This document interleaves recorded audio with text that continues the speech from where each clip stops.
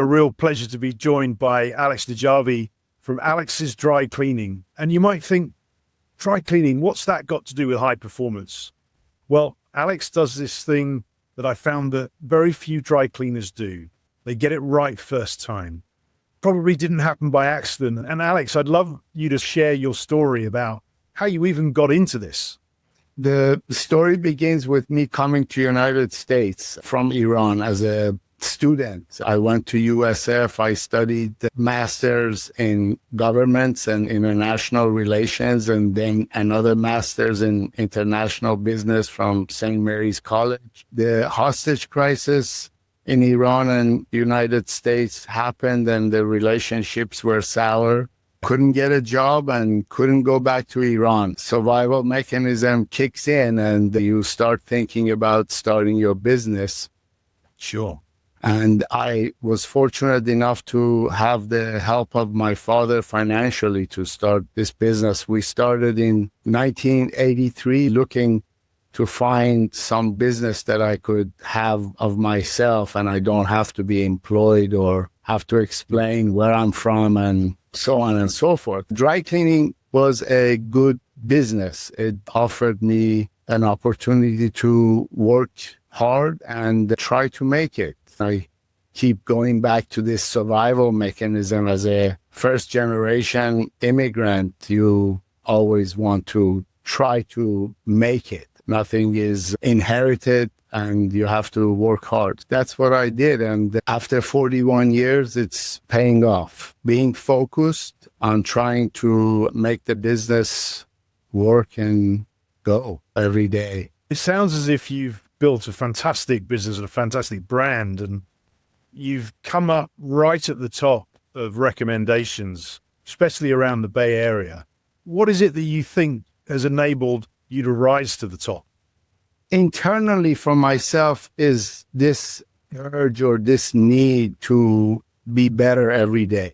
So I'm not competing with any dry cleaners. I'm not competing with any business. I try to just be a little bit better every day than I was yesterday. And I try to propagate that through the business with every employees that we have. And sometimes it's hard. Sometimes it's easier with different people. But our goal is to have, as Jeff Bezos says, obsession with customer satisfaction. Customer is our obsession. Yeah. So if we do things wrong, we go above and beyond to make it right. Even if we have to buy an item that's $2,000, $3,000, we buy it because we made a mistake. Another obsession that I have is long-term relationship with customers. I don't want to have a mechanism in which we're just recycling customers. We're bringing in new customers and losing them every day. 41 years, I can tell you in all honesty, without exaggeration, probably at least 200-300 of our customers are from 1985, 86, 88. I've seen them get married, have children. The children grew up, had their weddings, and we did preservations of their wedding gowns. And then the parents got divorced and they married somebody else. And so we go through a whole range of life with our customers. The full life cycle of the client, literally. The whole life cycle of the clients. And to be honest with you, sometimes I'm looking at our database and I see a customer and I say to my son, Mark, this customer has been my customer for 36 years. Wow. And for me, it's a source of pride to keep customers rather than be focused on a one-time business, a one-time money, a one-time relationship. I try to do that with anybody that I come in contact with. That customer obsession that you talk about, yes, it's easy for you to have that. How do you get that to pass down through your organization? Because one of the things that really impressed me, and it's a very small detail, there was the gentleman that came to collect my bag of laundry. Yes. His shoes were immaculate. It's just one of those things that stood out. How do you get that to transcend through the organization? First of all, being lucky to find that right person with the right seed in them, the desire to have a better life, to grow. And I treat them as brothers, as friends, not to get too close, but for them to recognize that I am with them and they are with me, not just temporarily, that there is room for growth. And I talk to them about these things. We say, you're the face of Alex's dry cleaning. So when you go to Jez and he sees you all prim and proper and polished shoes, he is going to look at you as he's looking at Alex's dry cleaning, because we don't have that over-the-counter exchange. Yeah. So our drivers are our representatives.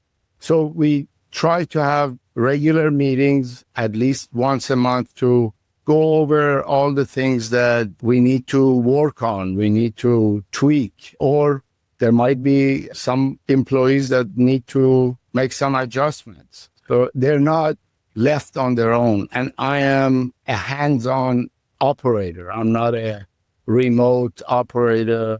Dry cleaning is a very small business. Generally, it's a small local business. Most dry cleaners that have become franchises and they have grown and they've had 10, 20 branches, they became weaker in their strength of good quality and good service with their customers.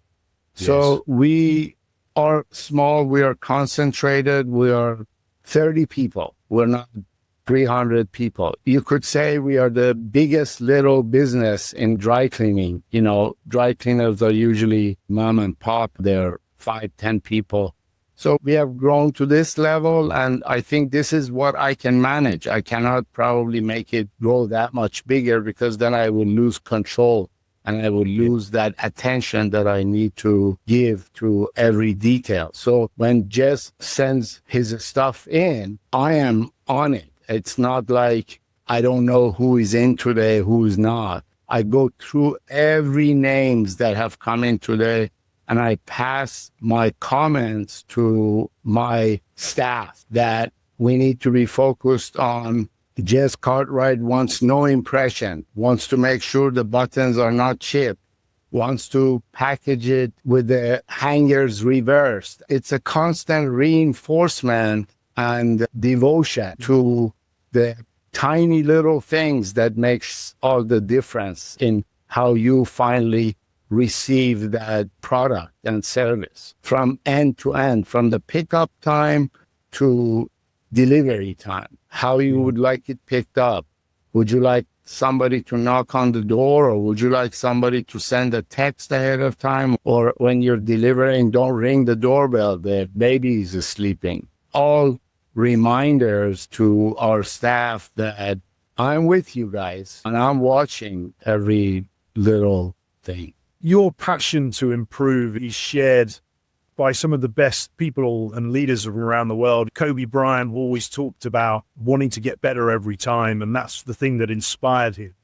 What do you look for in staff when you hire them to know if they have that piece where they want to grow? It's really hard to put my finger on any one thing, but you get a gut feeling that this person has that desire, that want and need to join us and to be better and to work with their heart. If somebody is not working with their heart, they're not going to be putting everything that they have on the line to do the best they can.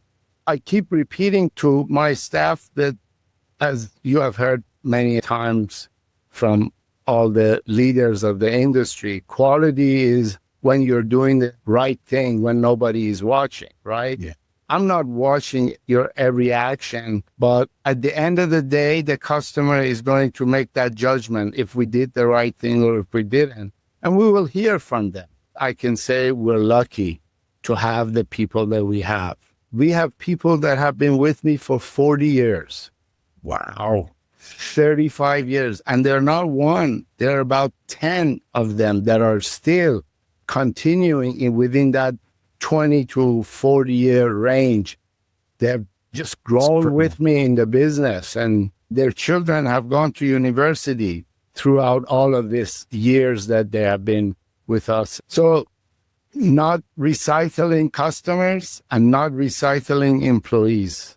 That to me is really the focus that I have in order to try to bring the best out of people, to make sure that we also keep customers that appreciate the kind of work that we try to do for them.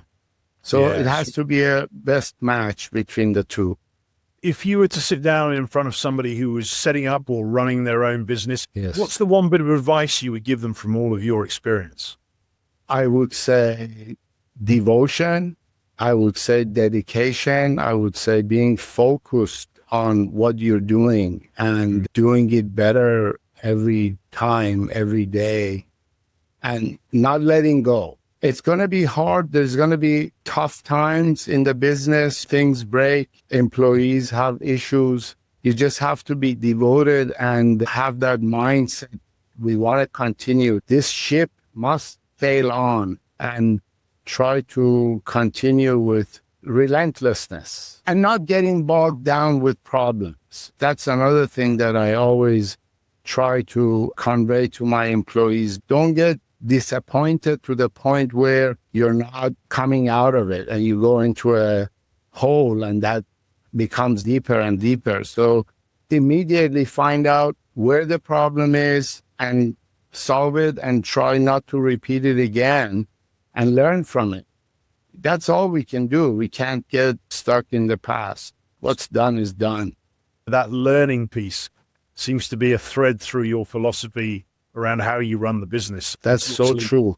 I'm trying to learn every day. I try to be up on the industry news. What's the next better machine or better process? I try to convey the same thing to our employees. Our employees, some of them, believe it or not, on their own time, they watch YouTube videos to better deliver customer service. Wow. And to me, that is really devotion. Again, I'm devoted. My employees and my staff and my son, everybody is devoted to make sure that you as a customer receive the kind of service that you would say, am I your only customer? Because you are making me feel like you have nobody else and I'm your focus. No complaints from my side. Honestly, we do that with everybody. There has been a problem with a customer, for example, they wanted a pair of pants creased and put on a hanger in a skirt fashion, not over the strut hanger. And they were not happy. I said, you know what? From now on, anytime this happens, all of your order will be free. Wow. All. If you have sent in $500, it will be free.